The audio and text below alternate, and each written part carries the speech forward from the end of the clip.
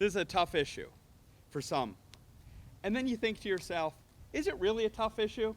Because you come here on a day like today, and for months, and frankly for the last couple of years, we've been talking, we have a teacher shortage. And then you hear the voice of a young teacher who says, I want to teach, we need good teachers. Your story should make this obvious for anyone.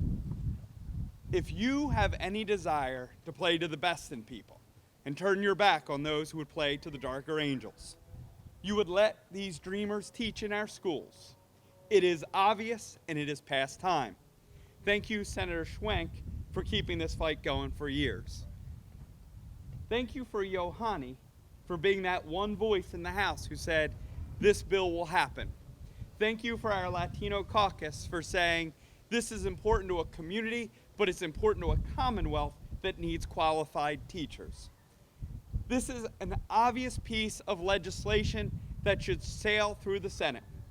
When it went on the board in the House, Democrats and Republicans,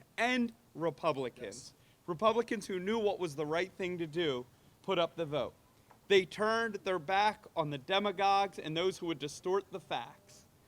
They know that there are good young people who should be going to lunch right now. Yes. But there are also good young people who want to teach in our schools. School's going to start back in the next week or two.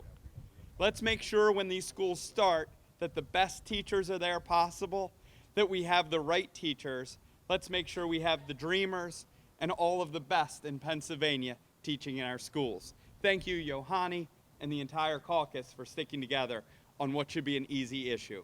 Thank you so much for having us.